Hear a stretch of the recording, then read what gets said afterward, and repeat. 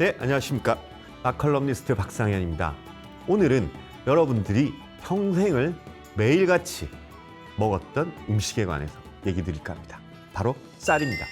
자, 이 쌀은 사실 우리 한반도에서 역사가 시작되면서부터 그 모든 국가, 한반도에서 일어났던 모든 국가들의 운명을 좌우했던 아주 귀중한 작물입니다. 그리고 대한민국이 건국되기 이전까지의 한반도에 있었던 모든 나라는 농업이 국가 운영의 근간이었습니다. 그렇기 때문에 농업에서 가장 핵심은 바로 쌀을 얻기 위한 벼농사였기 때문에 한반도에 있었던 모든 국가들의 운명을 좌우했다고 해도 과언이 아니죠.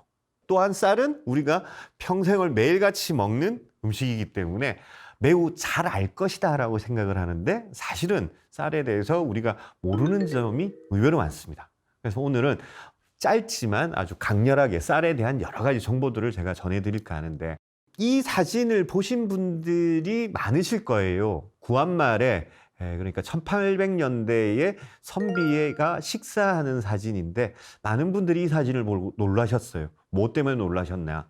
밥그릇과 국그릇의 크기 때문이었습니다. 어마어마하게 크죠. 한 가지 오해하지 않으셔야 될 것은, 지금은 우리가 세 끼를 드시죠. 근데 조선시대 때에는 아침과 저녁 두 끼가 기본입니다. 이런 밥그릇으로 하루에 2번을 드셨죠. 그러면 얼마나 많은 밥을 드셨겠습니까? 근데도 이렇게 체형적으로 보면 되게 깡마르게 보이죠. 그만큼 사실 노동량도 많았다고 보시면 될 것 같아요. 될 것 같고, 사실 조선은 대표적으로 대식가들의 나라였습니다. 굉장히 많이 드셨고 남녀노소를 불문하고 사실 가리지 않고 많이 먹었는데, 근데 우리는 보통 지금 알기로는 조선시대 때 우리 선조들은 많이 굶주리셨다라고 생각을 하시죠. 근데 먹을 것이 절대적으로 없어서 굶주렸다기보다는 많이 드셨어요. 생산하는 양보다 소비하는 양이 많았고, 소비하는 양 중에서도 특히나 이 곡물에 대한 애착이 각별하셔가지고 밥을 많이 드셨어요. 그러니까 조선시대 때 우리 선조들이 그토록 갈망했던 것은 하얀 쌀밥. 왜냐하면 쌀이 그렇게 많이 날 수는 없었죠. 그러다 보니까 주로 잡곡밥을 드셨어요. 그러다 보니까 이 부드러운 하얀 쌀밥을 원 없이 먹어보는 게 소원이었던 거죠. 근데 이것이 소원이라고 그래서 굶주리셨냐? 절대 그건 아닙니다. 이 많이 먹는 습관은 대한민국이 건국되고 나서도 계속 많이 먹는 겁니다. 그래가지고 안 되겠다 싶은 거죠. 그래서 결국 국가가 국민들의 밥그릇의 크기를 조절하기 시작합니다. 그래서 보시면 여러분, 1940년대와 50년대는 보통 그 선비가 드셨던 밥그릇만큼입니다. 680에서 670ml 정도. 자, 그러면 이게 어느 정도 크기냐는 지금 여러분들이 드시는 밥공기하고 비교하시면 돼요. 지금 여러분들이 드시는 밥공기는 보통 180에서 200ml입니다. 그러니까 1940, 50년대의 밥그릇의 크기는 지금보다 3배 혹은 3.5배 정도 보시면 될 것 같아요. 그래서 밥 한 그릇을 담는 게 점점점 근데 줄어들죠. 줄어들어가지고 2000년대에 들어오면서 이제 지금 오늘날 우리가 먹는 밥그릇의 사이즈로 오게 됩니다. 그런데 70년대까지는 60년대, 70년대까지는 이 문제가 아직까지 해결되지 않는 거예요. 그러니까 국가는 두 가지 목표를 세우게 돼요. 첫 번째는 생산량을 늘려야 됩니다. 근데 생산량을 아무리 늘리더라도 소비량이 줄지 않으면 이게 한계가 부딪히게 되죠. 그래서 적절하게 쌀 소비량도 줄여야 되겠다라고 생각을 합니다. 그래서 이 두 가지 목표로 국민들로 하여금 쌀 소비량을 줄이도록 캠페인을 벌이게 됩니다. 이 캠페인의 대표적인 것이 아마 지금 연세 드신 분들은 아실 텐데 혼분식 장려 운동이라고 합니다. 그래서 이 운동이 펼쳐지면서 오늘날 이 운동의 흔적이 지금까지도 남아있는 부분이 있습니다. 바로 여러분들이 설렁탕이나 곰탕을 드시러 가시면 국수 사리가 이렇게 따라오는 경우도 있고 미리 말아서 나오는 경우도 있죠. 그러면 이 국수 사리가 언제 들어갔느냐? 1969년 1월에 우리 농림부 장관과 보사부 장관이 합의하에 아주 강력한 행정 명령을 내리게 되는데, 이 명령 가운데 몇 가지가 쌀밥을 먹지 않는 날이 있습니다. 일주일에 수요일과 토요일은 쌀밥을 먹지 못합니다, 국민들이. 그리고 음식점에서도 쌀밥을 팔지 못하게 합니다.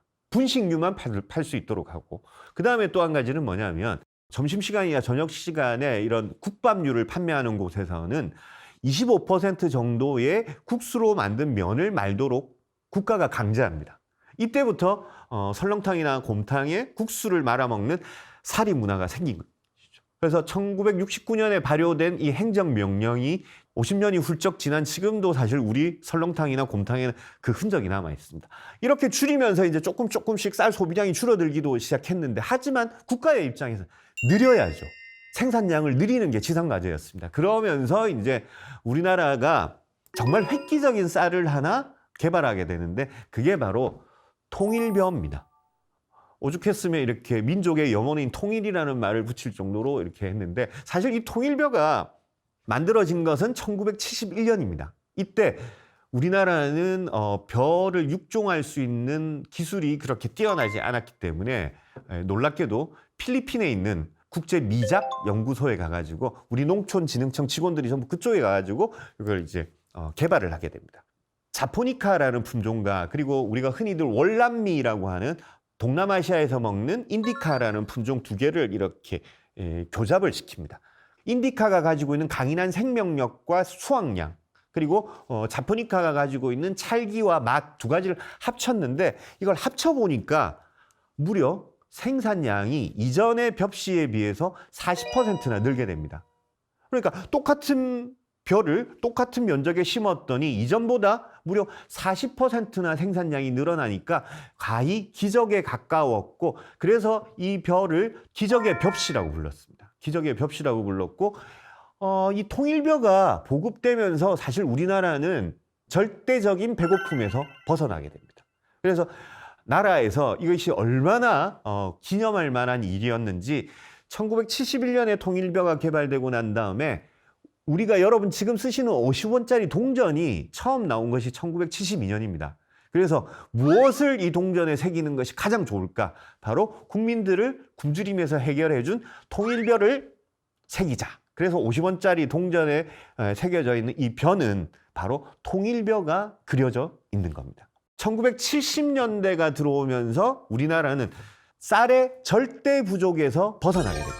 이러면서부터 우리나라는 점점 이제 쌀을 좀 풍족하게 먹는 이런 나라로 변모하게 되는데, 그런데 여러분, 지금 우리나라는 지난 5,000년의 한반도 역사상 최초로 쌀이 부족하지 않은 유일한 시대를 살고 있는 겁니다. 여러분들은 오히려 우리는 지금 쌀이 남아돌고 있어요. 왜냐하면 생산량은 늘어났는데 소비량은 갈수록 줄어들고 있어요. 우리나라 한국인이 쌀을 많이 먹을 때 1970년대에는 1인당 연간 한 130kg 정도를 먹었습니다. 근데 지금은 점점점 줄어들고 있는데 절반 이하로 줄어들어가지고 지금은 평균적으로 국민 1인당 56kg, 이것도 한 55kg에서 56kg 정도를 먹어요. 엄청나게 많이 줄어들었죠. 56kg 정도를 일수로 나눠보면, 365일을 일수로 나눠보면 우리가 보통 하루에 쌀 150g 정도를 먹는다고 보시면 됩니다. 그럼 이건 어떤 양이냐면 밥 한 공기 정도를 드신다고 보시면 돼요. 왜냐하면 쌀은 이제 지을 때 물을 사용하니까 부피가 늘어나게 되죠. 그러면서 이제 밥 한 공기 정도. 그래서 여러분들 가만히 이렇게 뒤돌아보시면, 생각을 해보시면 하루에 먹는 게 우리가 보통 3끼를 다 챙겨 먹는 경우도 드물고, 2끼 정도 드신다 하시더라도 그중에 1끼 정도는 뭐 분식을 드시기도 하고 다른 음식들로 때우기 때문에 정작 밥을 먹는 것은 우리가 평균적으로 한 그릇 정도, 공깃밥 한 공기 정도 드시면 되는데, 그래서 우리는 쌀에 있어서는 지난 5,000년 역사상 가장 풍족한 시대를 살고 있습니다. 양적으로만 풍족하냐? 그것 아닙니다. 사실 우리나라는 1971년에 통일벼를 개발할 때만 하더라도 필리핀에 가가지고 이렇게 연구 도움을 받아야 할 정도로 열악한 환경이었지만, 50년이 지난 지금 우리나라의 벼 품종 개량 기술은 전 세계적으로 최고 수준에 올라와 있습니다. 그래서 우리나라는 이제 7, 80년대 양을 많이 생산하는 그 벼 품종 개발에서 벗어나가지고 점점점 기능적으로 다양한 기능을 가지거나, 그리고 품질이 아주 높은 품질을 가진 그 쌀을 개발하는 쪽으로 이제 변해오고 있습니다. 그래서 지금 우리나라는 전 세계에서 가장 밥맛이 뛰어나고 안정적으로 재배할 수 있는 벼를 가지고 있습니다. 얼마나 가지고 있을까요? 아마 이거 생각하신 분들 많이 없으실 텐데 우리나라 지금 현재 국가에 등록된 벼 품종은 밥을 지어 먹는 용도로 개발된 것만 약 400종이 넘습니다. 각 지자체에서 개발한 품종들이 따로 있고 그리고 민간 종자회사에서 개발한 것도 따로 있기 때문에 그래서 여러분들이 벼 품종에 대한 관심을 조금만 기울이시면 아주 맛있는 밥을 선택을 하실 수가 있어요. 그럼 어떤 쌀들을 선택할 수 있느냐? 이 지도를 제가 보여드리는 이유는 얼마나 뛰어난 기술을 가지고 있는지를 말씀드리려고 하는데요. 지도에 보면 그 위치와 지형에 따라서 이제 여러 가지 색깔이 조금씩 다르게 표현되어 있죠. 그래서 우리나라는 현재 지형적으로, 기후적으로, 그 다음에 고도 이런 여러 가지 조건에 따라서 10개 구역으로 나눠가지고 국가에서 벼를 개발을 하면 이 벼를 그 10개 구역에 다 심어봅니다. 그러면서 그 중에서 이 벽씨는 어느 지역에서 가장 잘 적응하는지를 봅니다. 그래서 그 벽씨는 그 지역에 특화된 벽씨로 심게 되는 거죠. 그래서 단지 품질이 우수한 쌀뿐만 아니라 이제는 지역에 가장 특화된 쌀을 개발하고 생산하고 있습니다. 그렇기 때문에 우리 지역에서는 어떤 쌀이 유명할까? 각 지역별로 이렇게 이름난 품종들, 이런 품종들은 여러분들이 기억하셨으면 좋을 것 같고 그래서 우리는 지난 5,000년 역사상 쌀이 부족하지 않은 유일한 시대를 살고 있으며 그리고 가장 맛있는 쌀을 개발하는 시대에 살고 있습니다. 다만 우리가 가지고 있는 쌀이 얼마나 다양하고 그리고 얼마나 품질이 우수한 품종을 가지고 있는지를 소비자 스스로가 아시는 게 중요하겠죠. 우리가 가지고 있는 좋은 품종의 쌀들을 한번 찾아보시고 그런 쌀들을 한번 선택해 보시는 것이 어떨지 제가 권해드리고 싶습니다. 지금까지 마칼럼니스트 박상현이었습니다. 감사합니다.